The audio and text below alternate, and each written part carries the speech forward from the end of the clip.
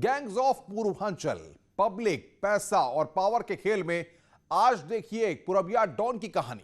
TV पर सबसे बड़ी सीरीज में 34 साल के अपराधी की वो कहानी जो डराती है। एक छोटे से गांव में रहने वाले पुरबिया डॉन की धमक न सिर्फ पूर्वांचल में थी बल्कि बिहार में भी दहशत का पर्याय बन गया था। उत्तर प्रदेश में गुनाह करता था और बिहार में जाकर शरण लेता था। 34 साल की उम्र में 34 संगीन अपराध करने वाले इस अपराधी का साम्राज्य अब धराशायी हो रहा है। लेकिन सवाल यह है कि आखिर में उसने करोड़ों का साम्राज्य कैसे खड़ा किया था।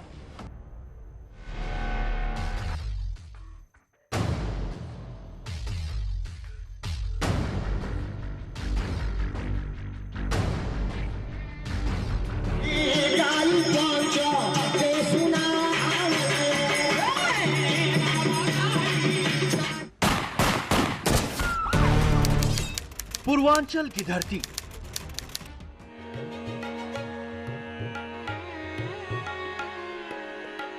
ज्ञान, विज्ञान, योग और साधना की धरती, जहां भगवान बुद्ध ने निर्वाण प्राप्त किया। कबीर ने इसी धरती पर जन्म लिया। जिस जमीन को चूमने कभी इंदिरा गांधी आती रही, कभी अशोक सिंघल, जिस माटी में देवरवा बाबा जैसे युग पुरुष जन्म लिए, जहां की मिट्टी की मिठास को हिंदुस्तान याद करता है।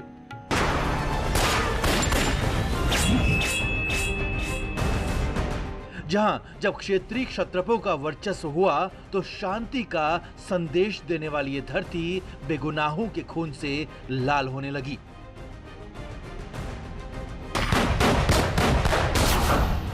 आखिर यहां पुरबिया डॉन का वर्चस्व कैसे हो गया? 34 साल की उम्र में 34 संगीन अपराध, कानून की गर्दन में हाथ डाल लेने वाला रंगबाज। किसी में हिम्मत नहीं थी कि आंख उठाकर उसे देख ले। अपने नाम की दहशत के लिए खुलेआम करता था गुंडागर्दी। पूर्वांचल में जब किसी रंगबाज का जिक्र होता है तो सबसे पहले नाम श्री प्रकाश शुक्ला का आता है, जिसकी एक फोन कॉल से बड़े बड़े नेताओं के होश उड़ जाते थे। कहते हैं कि वो जिसे मारना चाहता था उसे बताकर मारता था, जान बचाकर, चाहे कोई कितनी ही दूर भागे लेकिन बच नहीं पाता। पब्लिक के बीच खौफ और पैसे के साथ पावर के लिए एक और रंगबाज पैदा हो गया, जिसका नाम है तार बाबू। पुरबिया डॉन तार बाबू। वह साथी अपराधियों का नेटवर्क चलाता है। बॉर्डर पर पशु तस्करी, छिनैती, चोरी, डकैती सब वो करता है, कराता है। पुलिस में भी उसका खौफ है, क्योंकि अपने सर्किल के लगभग सभी थानों में वो अपने चहेते थानेदारों की नियुक्ति कराता रहा है पिछली सरकार में। पुलिस इसे सालों से तलाश कर रही थी, लेकिन उसे पहचानने के लिए इस तस्वीर के सिवाय पुलिस के हाथ में कुछ नहीं था। वो इतना शातिर है कि उस तक पहुंचना किसी सिपाही के बस की बात नहीं थी। उसके नाम से ही पुलिस वाले खौफ खाते थे। 34 साल का एक ऐसा अपराधी जो ना तो मोबाइल रखता था, न ही अपनी तस्वीरें खिंचवाता था। खौफ ही उसका बिजनेस था। किसी की जान लेना तो उसके लिए आम बात थी।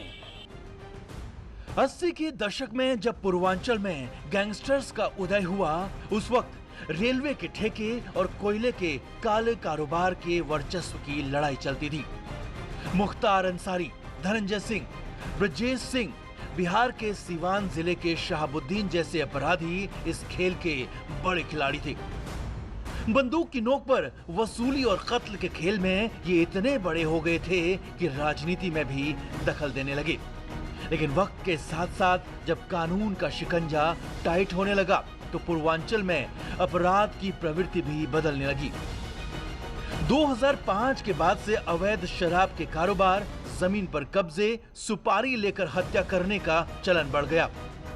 अपराध और फिरौती के नए खेल में नए खिलाड़ियों ने पुलिस की नाक में दम कर दिया था। तार बाबू भी अपराधियों की नई फौज का एक चेहरा है। इस जनपद के एक कुख्यात शराब माफिया और पशु तस्कर और यहाँ पूर्वांचल में अपराध का पर्याय बना तार बाबू। बिहार और यूपी की सीमा पर तार बाबू ने अवैध कारोबार का ऐसा जाल बिछाया कि ना तो बिहार पुलिस इसका कुछ कर पाती थी और ना ही उत्तर प्रदेश पुलिस। 34 साल का यह अपराधी बंदूक की नोक पर जहरीली शराब का धंधा करता था। सरकारें आई और चली गई, लेकिन तार बाबू का तिलिस्म नहीं टूटा।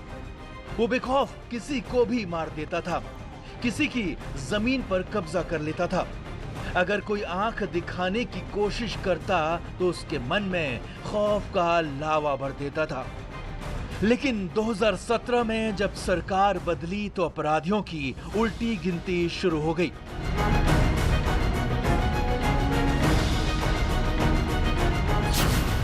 28 अगस्त 2020, 1 करोड़ की संपत्ति कुर्क। पुलिस का दावा है कि संपत्ति को तार बाबू ने उगाही के पैसे से तैयार किया था। अपनी दबंगई के बल पर इन इमारतों को खड़ा किया था। 5 सितंबर 2020, 5 करोड़ की संपत्तियां कुर्क।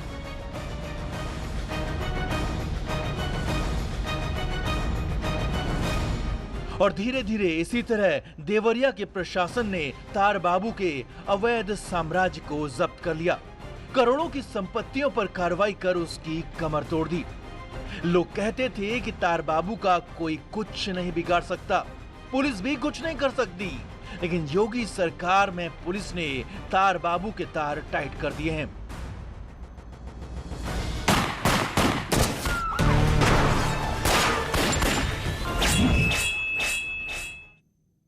देवरिया जिले के बनकटा थाना क्षेत्र के रुस्तम बिहारी गांव का रहने वाला एक लड़का गैंगस्टर कैसे बन गया?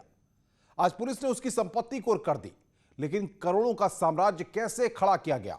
आखिर इस माफिया का नाम तार बाबू कैसे पड़ा? देखिए। तार बाबू के बारे में जानकारी लेनी थी, कोई बता पाएंगे आप लोग?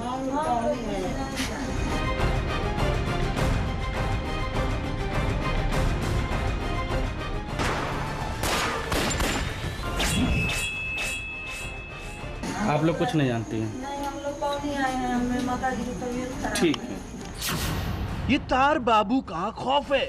भले ही उसकी संपत्तियां कुर्क कर ली गई हैं, लेकिन उसकी दहशत आज भी है। जेल के अंदर होने के बावजूद उसके नाम का डर कायम है। प्रशासन की कार्रवाई के बाद जब हम गैंगस्टर तार बाबू के गांव पहुंचे, लोगों से उसके बारे में पूछा तो कोई कुछ भी बताने को तैयार नहीं था। दबी जुबान में दूसरे गांव के लोगों का कहना था कि इस इलाके में किसी की हिम्मत नहीं है कि उसका नाम ले ले। मैंने गांव वालों से बार बार पूछने की कोशिश की, गैंगस्टर तार बाबू के बारे में कुछ बताओ, लेकिन कोई तैयार नहीं हुआ। सबको यह डर सता रहा था कि जेल से छूटने के बाद वो कहीं बदला न ले। उसके गुनाहों की कहानी बताने में किसी में हिम्मत नहीं थी। लेकिन सवाल यह है कि तार बाबू ने गांव वालों के मन में इतना खौफ कैसे भर दिया? क्या इंतकाम की आग में जलकर जराइम की दुनिया में आया? क्या रंजिश में बदमाश बन गया, या गुनाहों की शिक्षा उसे घर में ही मिली थी? थानों में दर्ज अपराधों की फेहरिस्त बताती है कि तार बाबू का पूरा परिवार अपराधी था।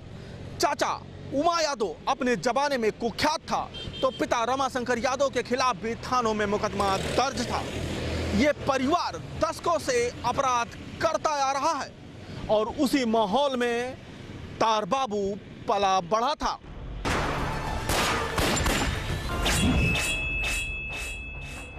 ऐसे ही तार बाबू की चाचा की हत्या हुई थी। गांव के पास ही गला काट कर उसे मार दिया गया। वो किसी को भी गाली दे देता था, जमीन हड़प लेता था, जब चाहे किसी की जान लेता था। और इसी वजह से उमा यादव की दुश्मनों की संख्या बढ़ गई थी और एक दिन धारदार हथियार से उसकी गर्दन काट दी गई। अपराध इसको अपने पिता से विरासत में मिली।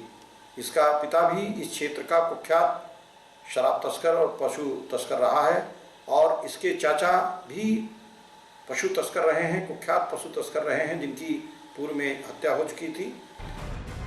चाचा उमा की हत्या के बाद आसपास के लोगों ने समझा कि इस परिवार का खौफ कम हो जाएगा, लेकिन तार बाबू ने लोगों की सोच बदल दी और कहते हैं कि चाचा से भी खतरनाक अपराधी बनकर निकला।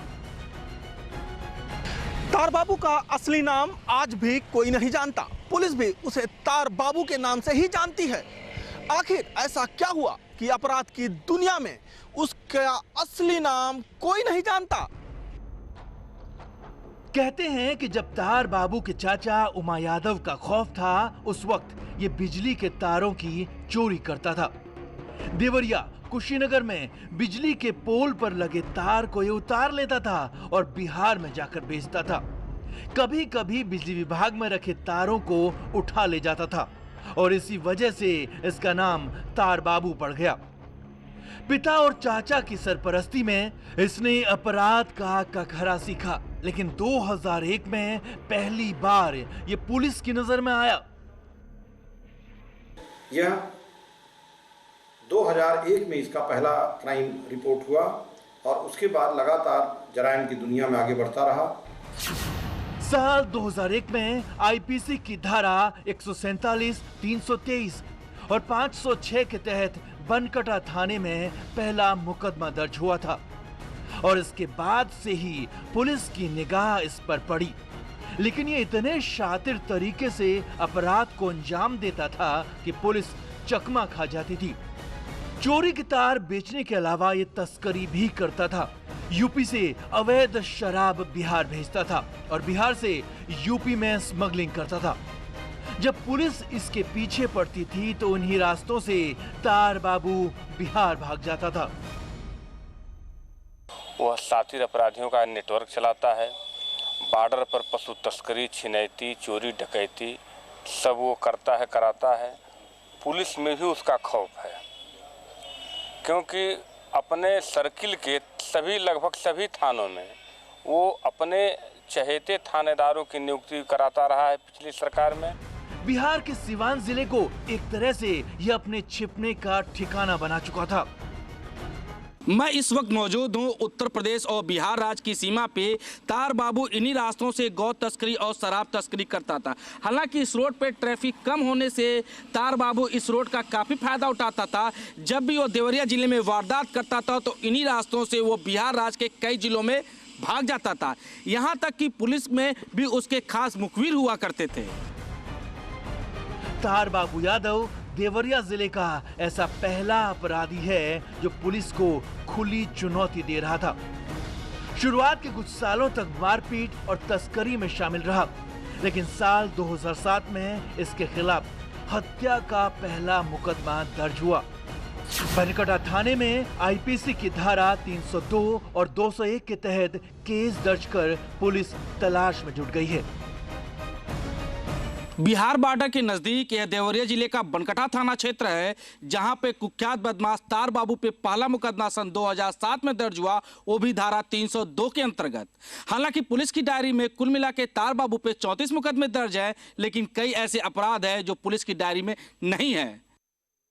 2007 में पहली बार हत्या का आरोप लगा था। उस वक्त करीब 20 साल का था तार बाबू।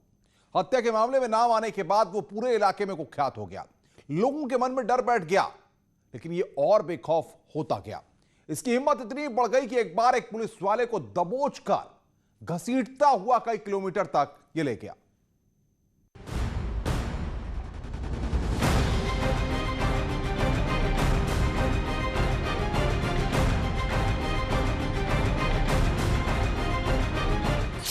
– 2008 में पहली बार गुंडा एक्ट के तहत मुकदमा दर्ज हुआ।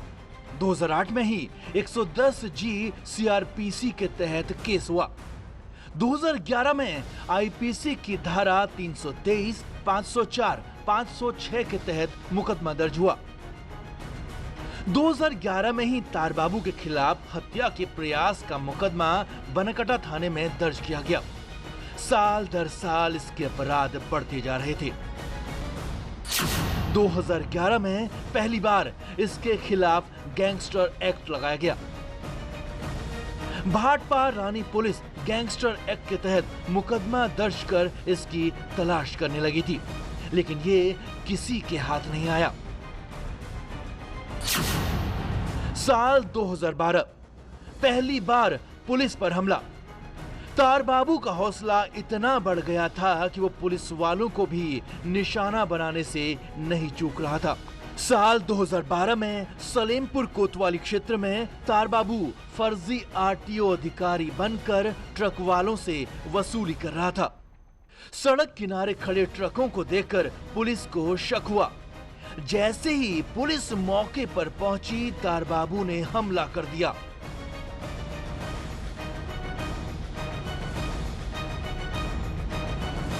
वाहन चेकिंग के दौरान तार बाबू ने दरोगा को अपने गाड़ी में खींच के बैठा लिया और कुछ दूरी पे ले जाकर उसे छोड़ दिया। लोग बताते हैं कि दारोगा की गर्दन को खिड़की से दबा लिया था। वो तड़प रहे थे, लेकिन क्रूर तार बाबू पर इसका कोई असर नहीं था। घटना पूर्व एक घटना हुई थी। वो सलेमपुर में फर्जी आरटीओ बन के गाड़ी से वसूली कर रहा था। उसमें भी एक दरोगा जी मौके पर गए थे, तो वो जबरदस्ती गाड़ी पकड़ खींचना शुरू कर दिया था। तो उस बार भी वो जेल गया, लेकिन वो बच गया। इस मामले के बाद तार बाबू की हिम्मत बढ़ गई और वो बेखौफ हो गया, क्योंकि पुलिस ने कोई कठोर कार्रवाई नहीं की, जिसका नतीजा 2015 में देखने को मिला। तार बाबू ने साल 2015 में भाटपार रानी के तत्कालीन दारोगा गजेंद्र राय पर हाथ डाल दिया। 2015 की बात है। इसमें मैं थानाध्यक्ष भाटपार रानी जनपद देवरिया में तैनात था। उस तैनाती के दौरान जब मैं क्षेत्र में गश्त पे था, तो मुझे सूचना मिली थी कि तार बाबू जो बागीचे से अपने गांव के सिवान पड़ता है, वहाँ पे पिकअप गाड़ियों पे जानवरों की तस्करी करने के लिए उस पर लादने वाला है। इस सूचना पर हम फोर्स साथ पहुँचे वहाँ पे, और पुलिस बल को देखते हुए उसने पुलिस बल को हमला कर दिया। चूँकि मेरे पास सिपाही कम थे, मात्र 2 सिपाही, हम 3 लोग केवल थे, और उसको वहाँ से उसने असलहे से फायर कर दिया। दारोगा गजेंद्र राय उस वक्त के सबसे तेज तर्रार दारोगा के रूप में जाने जाते थे। जिस थाने में तैनात होते थे, वहां अपराधियों की रूह कांप जाती थी, लेकिन तार बाबू पर इसका कोई असर नहीं था। वो पुलिस पर गोली चलाने से पीछे नहीं हटा। तो मात्र 2 सिपाही, हम 3 लोग केवल थे, और उसको वहाँ से उसने असलहे से फायर कर दिया। फिर मैं तत्काल मैंने मोर्चा लिया, जिले मैंने अधिकारियों को सूचना दिया। वहाँ मोर्चाबंदी हुई और फोर्स इकट्ठा हुई, लेकिन उसका मनोबल इतना बढ़ा हुआ था कि पुलिस पार्टी को फायर किया। जवाबी पुलिस ने भी फायरिंग की, और जब और फोर्स इकट्ठा हुई तो वो भागा। उस दौरान उसकी पत्नी प्रधान जो थी वो भी गिरफ्तार। उनके पास तमंचा बरामद हुआ, मतलब 1 लाख रुपये नगद बरामद हुए थे, और मौके पर कुछ जानवर और पिकअप गाड़ियाँ बरामद हुई थी। उसे मुकदमा दर्ज करके उसमें कार्रवाई किया गया था। एनकाउंटर के दौरान तार बाबू बिहार भाग गया। शातिर बदमाश के दुस्साहस को देखते हुए तत्कालीन एसपी प्रभाकर चौधरी ने शिकंजा कसना शुरू कर दिया। तार बाबू पर 10,000 रुपए का इनाम घोषित किया गया। बिहार के सीमावर्ती इलाकों में भी पुलिस को खबर कर दी गई। जब दबाव बढ़ा तो तार बाबू बिहार से असम भाग गया, लेकिन जब परिजनों के खिलाफ सख्त कार्रवाई होने लगी तो दबाव में भी आ गया।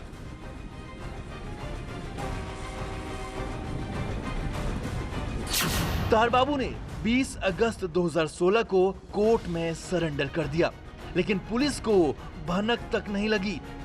लेकिन उसने एसपी प्रभाकर चौधरी के तबादले के बाद सरेंडर किया। कहते हैं कि तार बाबू के मन में सिर्फ प्रभाकर चौधरी का खौफ था, और इसीलिए सरेंडर के लिए तबादले का इंतजार करता रहा। इस गैंगस्टर को कानपुर की जेल में रखा गया, लेकिन लॉकडाउन में जेल से छूटने के बाद इसने फिर अपना खेल दिखाना शुरू कर दिया। इस अभियुक्त की गिरफ्तारी पहले से थी, और अभी लॉकडाउन की अवधि में यह कानपुर जेल से छूटा था और लुक छिपकर बिहार और अन्य जगहों पर रहता था। इस बीच में हमारे क्षेत्र में इस अभियुक्त द्वारा 2 घटनाएं की गईं, जिसमें अवैध शराब का यहाँ से भेजी गई बिहार में, जिसमें इसका नाम आया। इस पे मुकदमा कायम हुआ और इसकी गिरफ्तारी के लिए लगातार प्रयास हुए। कहते हैं कि यहीं से इसकी उल्टी गिनती शुरू हो गई। उसे इस बात का अंदाजा नहीं था कि लॉकडाउन में शराब तस्करी की कोशिश उसके माफिया राज पर भारी पड़ जाएगी।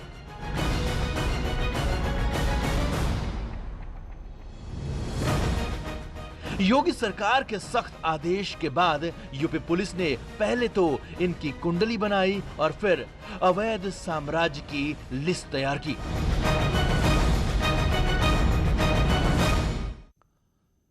तार बाबू को लगा था कि यह पिछली सरकार की पुलिस है। उसे शायद इस बात का अंदाजा ही नहीं था कि उत्तर प्रदेश के बड़े बड़े माफिया के अवैध साम्राज्य में योगी सरकार ने कील ठोक दी है।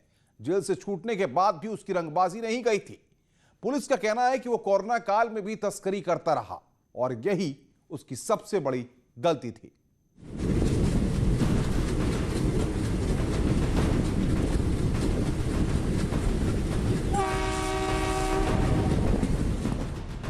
तार बाबू राजनीतिक संरक्षण में जो खेल खेल रहा था उसे खत्म करने के लिए पुलिस ने पूरी तैयारी कर ली थी, जिसके सहारे वो भाटपा रानी और बिहार के सीवान जिले का टॉप मोस्ट तस्कर बन गया। पुलिस के डर से सभी ने साथ छोड़ दिया। पिछले 12 सालों में उसने अपनी दहशत से करोड़ों की संपत्ति बना ली। पुलिस रिकॉर्ड के मुताबिक उसकी दहशत इतनी थी कि कोई भी कुछ कहने को तैयार नहीं होता। उसके दुश्मनों में कुछ लोग खुलकर सामने आते हैं।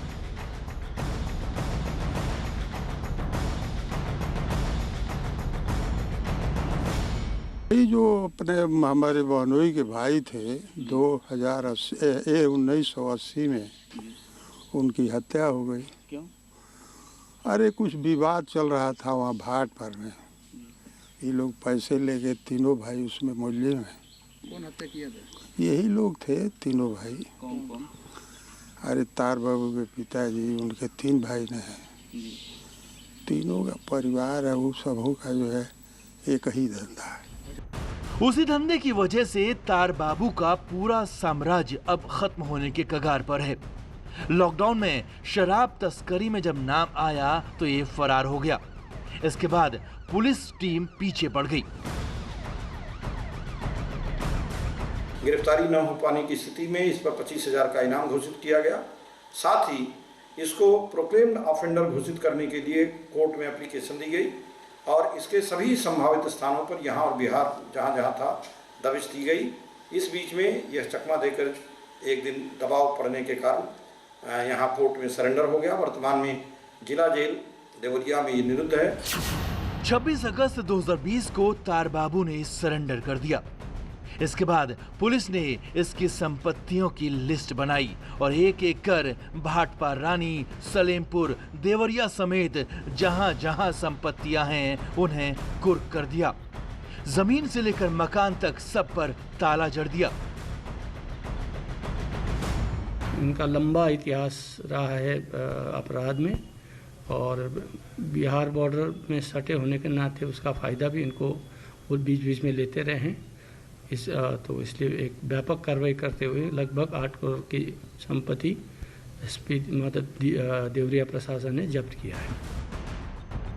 तार बाबू के चचेरे भाई हृदयानंद यादव की संपत्तियों को भी जब्त कर लिया गया है। आरोप है कि वो तार बाबू के साथ मिलकर आपराधिक घटनाओं को अंजाम देता था। फिलहाल पुलिस पूरे प्रदेश के साथ ही बिहार और बाकी राज्यों में इनकी संपत्तियों की जांच कर रही है। इसकी अन्य प्रॉपर्टियों की भी हम लोग छानबीन करा रहे हैं। यहाँ से लखनऊ से, गोरखपुर से, आवास विकास परिषद से, नगर निगम से, लखनऊ डेवलपमेंट अथॉरिटी से, गोरखपुर डेवलपमेंट अथॉरिटी से और इसके अलावा बिहार के जनपदों से, सिवान और गोपालगंज से विशेष रूप से उनके डीएम्स और एसपीज को हमने रिक्वेस्ट किया है कि वहाँ भी अगर इनकी प्रॉपर्टीज़ हैं तो उसकी भी जानकारी करके हम लोग इसमें कार्रवाई करेंगे। तार बाबू की पत्नी ग्राम प्रधान है। कहते हैं कि अपनी दबंगई के दम पर तार बाबू ने पत्नी को ग्राम प्रधान बनवाया था, लेकिन पुलिस की कार्रवाई से अब उसका मनोबल टूट गया है। पुलिस की इस कार्रवाई से देवरिया जिले के माफियाओं को डर सताने लगा है। वहीं पुलिस का मनोबल भी ऊंचा है। पूर्वांचल के कई अपराधियों पर योगी सरकार नकेल कस रही है। लोगों का कहना है कि योगी सरकार अगर इसी तरह कार्रवाई करती रही तो एक दिन पूर्वांचल से अपराधियों का सफाया हो जाएगा। देवरिया से न्यूज 18 के लिए उमाशंकर भट्ट। तो गैंग्स ऑफ पूर्वांचल में हमने हिस्ट्री दिखाई आपको और अगले हफ्ते फिर रविवार को किसी और की स्ट्रीट के साथ हाजिर होंगे। इस खास पेशकश में फिलहाल इतना ही। नमस्कार।